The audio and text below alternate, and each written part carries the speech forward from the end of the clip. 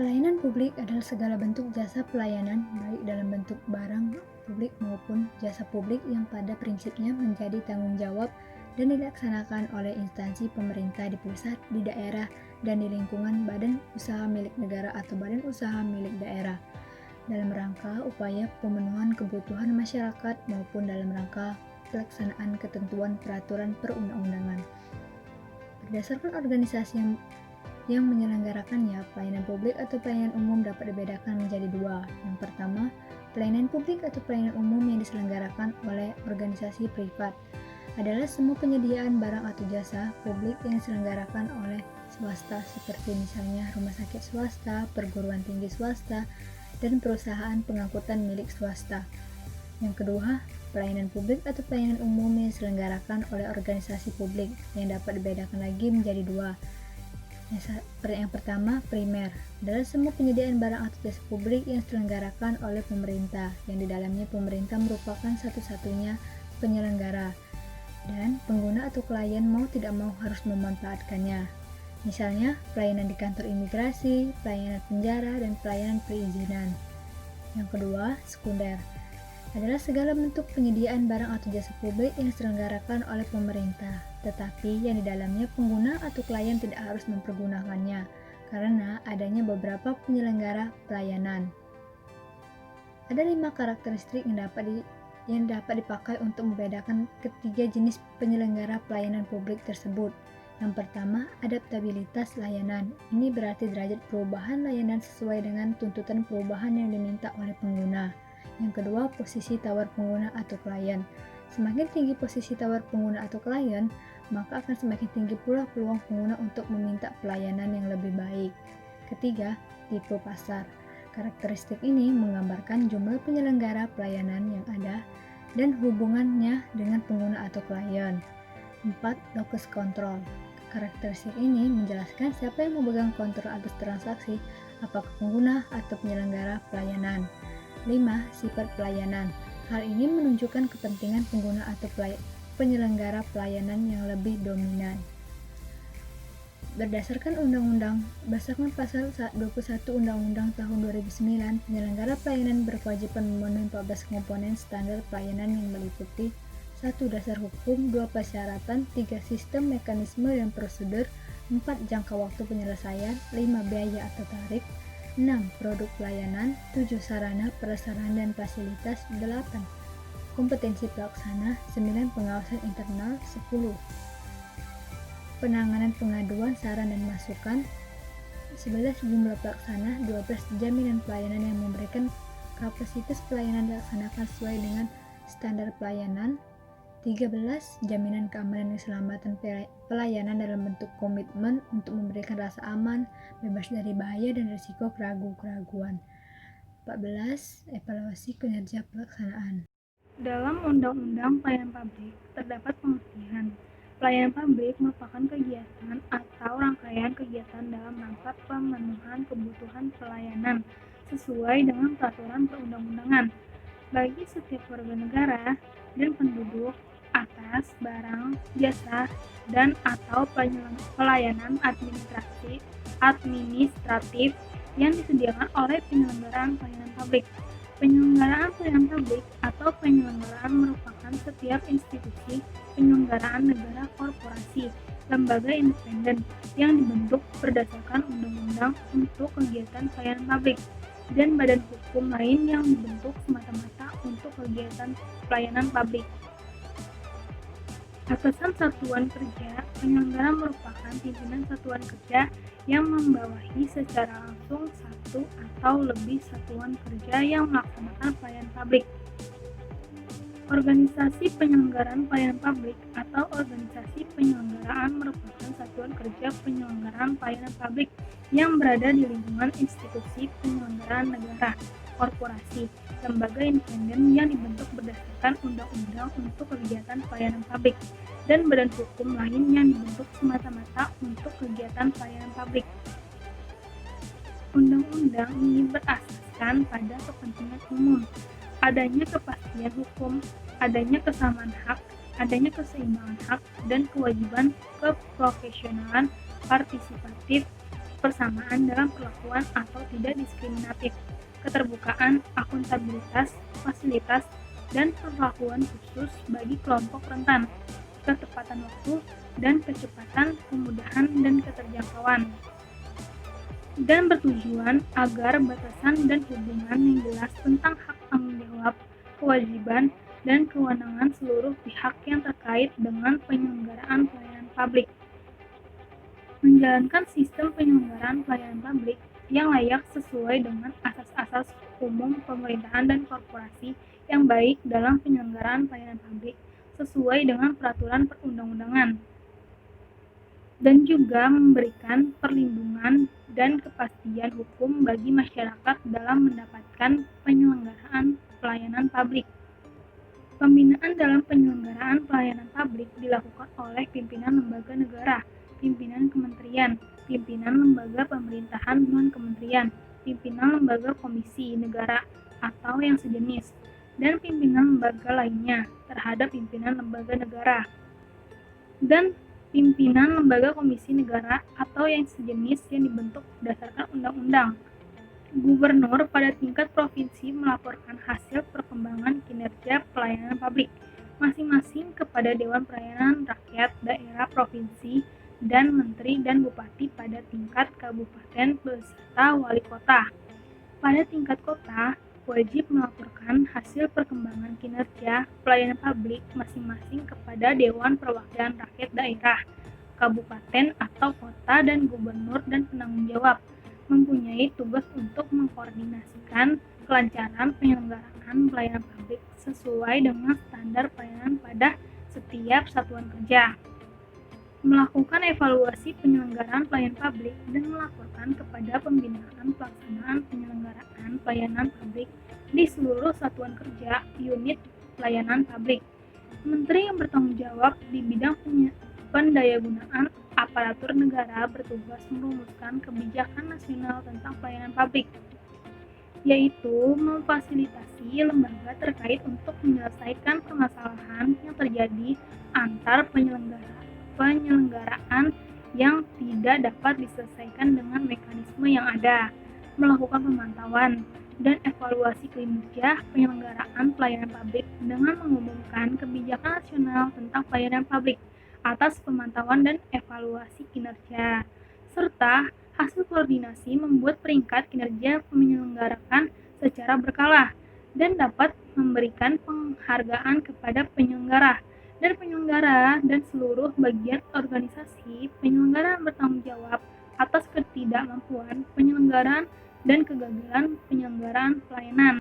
Dalam perundang-undangan pelayanan publik ini meliputi pelayanan barang publik dan jasa publik serta pelayanan administratif, yaitu pendidikan, pengajaran, pekerjaan, dan usaha, tempat tinggal, komunikasi dan informasi, lingkungan hidup, kesehatan, jaminan sosial, energi perbankan, perhubungan, sumber daya alam, pariwisata. Organisasi penyelenggaraan berkewajiban menyelenggarakan pelayanan publik sesuai dengan tujuan, yaitu membentuk, meliputi pelaksanaan pelayanan, pengelolaan pengaduan masyarakat, pengelolaan informasi, pengawasan internal, penyuluhan kepada masyarakat, dan pelayanan konsultasi. Salah satu contoh pelayanan publik adalah Samsat.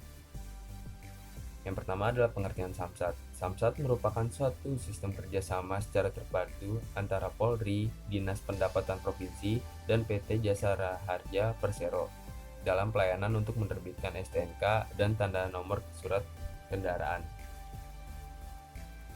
yang dikaitkan dengan pemasukan uang ke kas negara baik melalui pajak kendaraan bermotor atau PKB, bea cukai balik nama kendaraan bermotor, dan sumbangan wajib dana kecelakaan lalu lintas jalan atau SWD KLLJJ, dan dilaksanakan pada satu kantor yang dinamakan Kantor Bersama Samsat.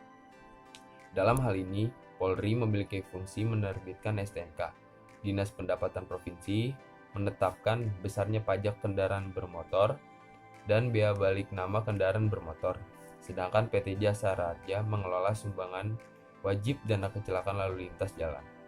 Lokasi kantor Samsat umumnya berada di lingkungan kantor Polri setempat atau di lingkungan Satlantas atau Ditlantas Polda setempat.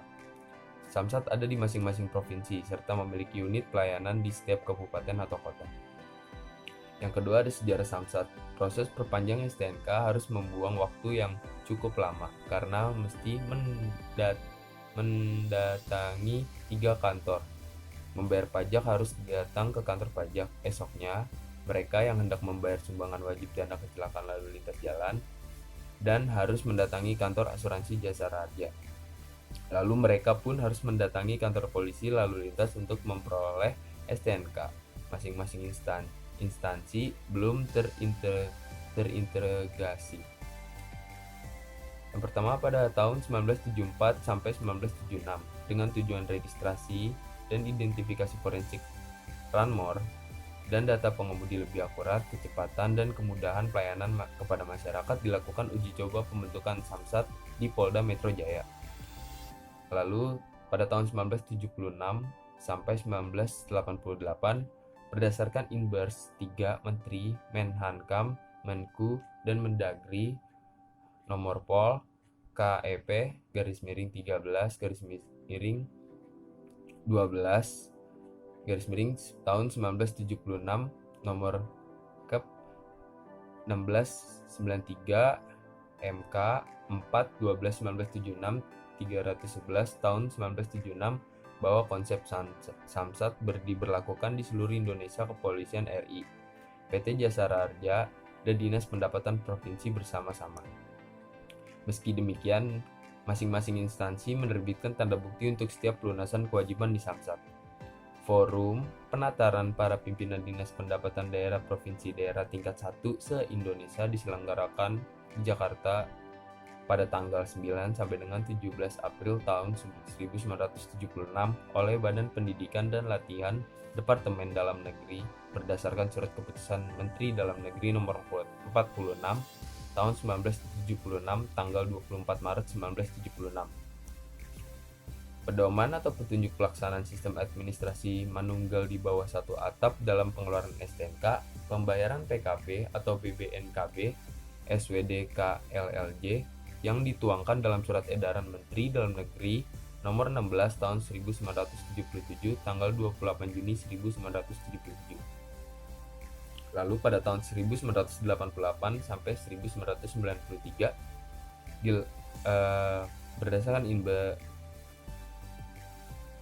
berdasarkan Inbers, Menakam, Menke, dan Mendagri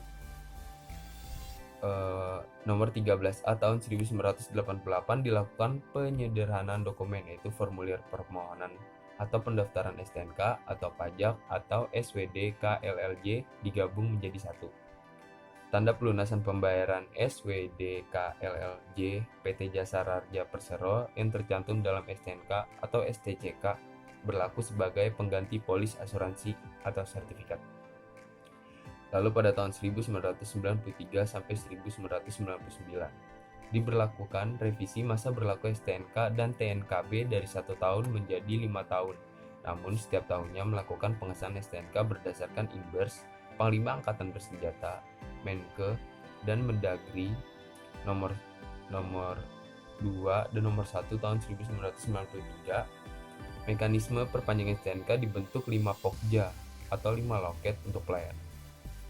Lalu pada tahun 1999 sampai dengan sekarang, berdasarkan Inbers, Menhakam, Menke, dan Mendagri nomor 3 dan nomor 6 serta nomor 29 tahun 1999 menetapkan penyempurnaan dan penyederhanaan sistem operasi pelayanan dari 5 loket menjadi 2 loket.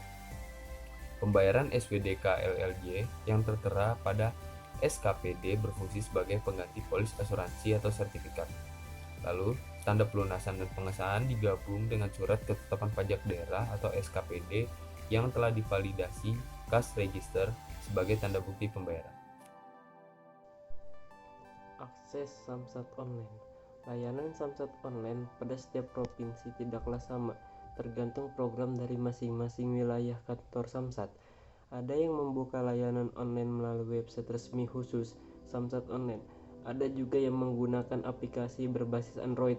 Meski demikian, sarana atau media online yang digunakan tidaklah berpengaruh pada syarat dan ruang lingkup layanan Samsat online. Saat ini, memang belum semua provinsi menerapkan layanan Samsat online, namun kedepannya layanan ini akan tersedia di seluruh provinsi di Indonesia. Untuk saat ini, tercatat setidaknya baru ada 7 provinsi yang menyediakan layanan ini, yaitu DKI Jakarta, Jawa Barat, Jawa Timur, Jawa Tengah, Daerah Istimewa Yogyakarta, Banten, dan Bali. Layanan Samsat online ini bisa diakses dengan transaksi elektronik, perbankan melalui ATM. Untuk itu, pihak-pihak terkait pengelolaan Samsat bekerja sama dengan bank-bank nasional yang memiliki jaringan ATM luas. Selain melalui ATM, layanan Samsat online juga bisa dinikmati dari ponsel berbasis Android dengan mengunduh aplikasi Sipolin atau Sistem Informasi Pajak Online. Dengan layanan Samsat online ini, pembayaran pajak kendaraan dapat dilakukan di mana saja dan kapan saja dengan catatan sepanjang jatuh tempo STNK belum berakhir. Proses pengaksesan Samsat online begitu mudah dan cepat, baik melalui ATM maupun aplikasi Sipolin. Wajib pajak hanya diminta untuk mengisi formulir yang telah disediakan. Pastikan informasi data diri dan data kendaraan telah terisi dengan benar. Wajib pajak nantinya akan memperoleh kode bayar yang harus dimasukkan diawali dengan kode institusi. Selanjutnya, wajib pajak akan menerima konfirmasi pembayaran yang menampilkan informasi tentang identitas, kendaraan, dan jumlah pajak yang harus dibayarkan. Jika transaksi berhasil, wajib pajak bisa menunjukkan bukti pembayaran ke kantor Samsat terdekat guna pengesahan STNK. 1. Samsat Induk atau Samsat Utama. Samsat Induk adalah layanan konvensional di mana masyarakat masih dihadapkan pada loket-loket pendaftaran, verifikasi, pembayaran, dan penyerahan. Meski layanan ini bisa dibilang masih ribet karena masyarakat masih belum mengisi formulir secara manual, fotokopi, dan bayar tunai. Namun Samsat ini masih menjadi favorit. Terbukti dengan ramainya Samsat Induk ini jika dibandingkan dengan Samsat lainnya. Selain itu, Samsat Induklah yang menyediakan pelayanan dan perpanjangan pajak yang lengkap, seperti pajak kendaraan, tahunan, 5 tahun, ganti plat nomor, baik nama kendaraan dan lain-lainnya.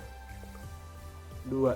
Samsat Drive-thru mengadopsi dari layanan membeli tanpa harus turun dari kendaraan yang banyak, diterapkan oleh sejumlah restoran cepat saji. Layanan ini memungkinkan masyarakat untuk tak perlu turun dari kendaraan. Masyarakat hanya perlu menyiapkan berkas yang diperlukan seperti BPKB, STNK, dan KTP untuk diserahkan.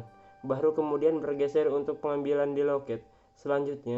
Jadi jangan kaget jika terdapat antrian sejumlah kendaraan di Samsat ini ya. 3. Samsat Keliling. Pada layanan yang satu ini, masyarakat dimanjakan dengan petugas pajak yang mendatangi masyarakat atau jemput bola menggunakan mobil Samsat. Biasanya Samsat Keliling ada di tempat-tempat keramaian seperti pusat perbelanjaan, area publik, pasar, dan lain sebagainya. 4. Gerai Samsat. Mirip seperti Samsat Keliling, namun gerai Samsat lokasinya tidak di atas mobil. Gerai Samsat biasanya beralokasi di ruko, mall, atau pusat perbelanjaan, atau pusat keramaian juga lainnya, seperti terminal dan stasiun kereta api. Akan tetapi, dengan ruangnya yang kecil, kebanyakan gerai Samsat ini sangat pada waktu-waktu tertentu. Selain itu, pelayanannya pun tak terlengkap Samsat Utama. 5. Samsat Kecamatan. Pelayanan ini bisa didapatkan dari kecamatan yang ada di daerah-daerah tertentu. Terutama ini terbukti efektif dan memudahkan masyarakat yang akan mengurus pajak. Jadi semakin dekat dengan tempat mereka tinggal. 6. Samsat dan Samsat online. Ini adalah pola atau metode yang termasuk baru, di mana masyarakat tidak perlu datang ke kantor Samsat. untuk pembayaran pajak tahunan. Pembayaran ini bisa dilakukan melalui ATM atau e-banking. 7. Samsat digital. Ini adalah layanan yang paling baru, di mana pelayanan sudah dilakukan menggunakan sistem elektronik. Pelayanan yang dimaksud yakni mulai dari pendaftaran hingga penerimaan surat kelengkapan kendaraan bermotor. Atau Anda sebagai wajib pajak hanya perlu mengunduh aplikasi yang dikeluarkan oleh kantor pajak setempat, karena setiap daerah berbeda-beda, atau dalam kurung KUR. Samsat online. Semakin majunya dunia teknologi kian memacu berbagai sektor, baik instansi pemerintahan maupun swasta, untuk dapat beradaptasi dan memanfaatkannya dalam memberi pelayanan penerima kepada masyarakat. Begitu pula pada bidang pelayanan, sistem administrasi manunggal, satu salap atau samsat, satu atap. Polri dalam hal ini Korps Lalu Lintas atau Korlantas bekerja sama dengan Kemendagri dan Jasa Raharja menajamkan layanan terkait hal tersebut dengan meluncurkan Samsat Online Nasional. Samsat Online Nasional adalah layanan jaringan elektronik yang diselenggarakan tim pembina Samsat Nasional berdasarkan peraturan perundang-undangan Republik Indonesia untuk pembayaran dan pengesahan tahunan secara online pajak kendaraan bermotor atau PKB, sumbangan wajib dana kecelakaan lalu lintas jalan atau SWDK-LLJ, dan penerimaan negara bukan pajak PNBB.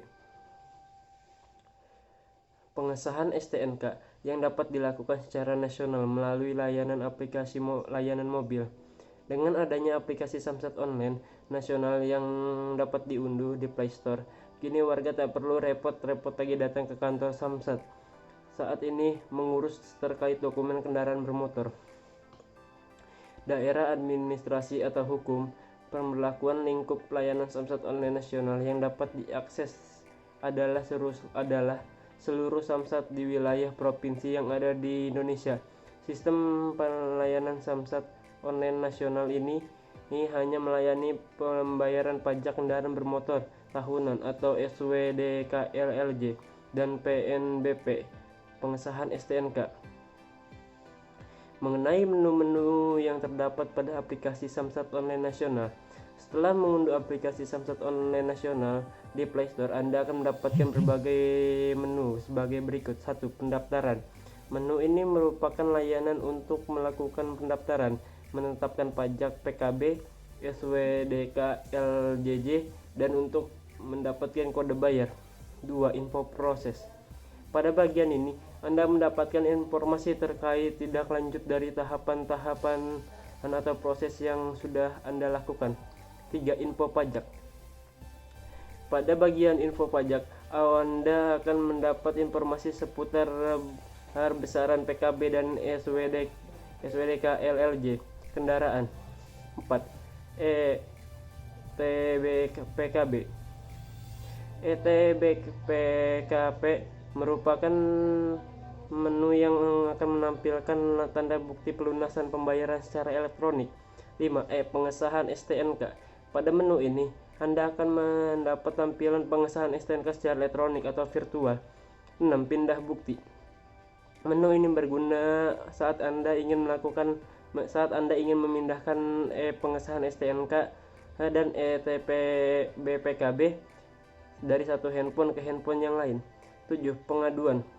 Pada bagian ini, masyarakat bisa menyampaikan pengaduan tentang pelayanan Samsat Online atau nasional, semacam keluhan, kritik, dan saran. 8. Panduan. Bagian ini berisi cara-cara saat Anda ingin menggunakan aplikasi Samsat Online.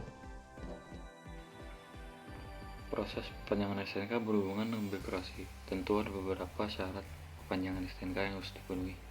Nomor 1. Syarat perpanjangan STNK tahunan.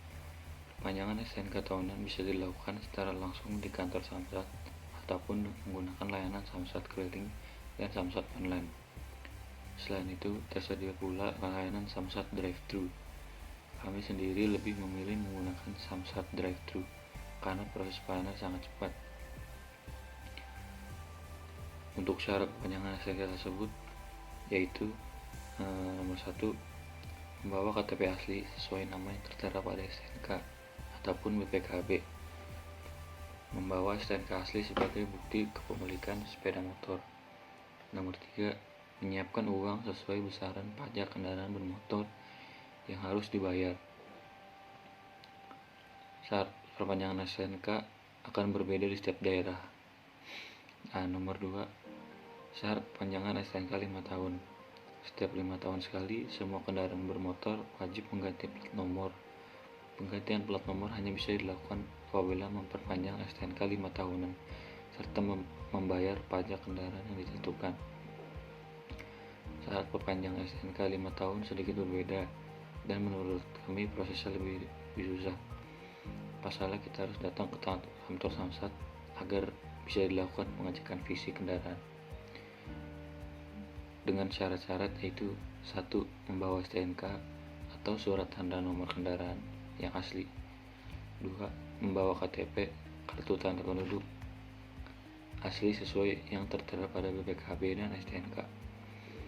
3, wajib membawa BPKB, buku pemilik kendaraan bermotor yang asli.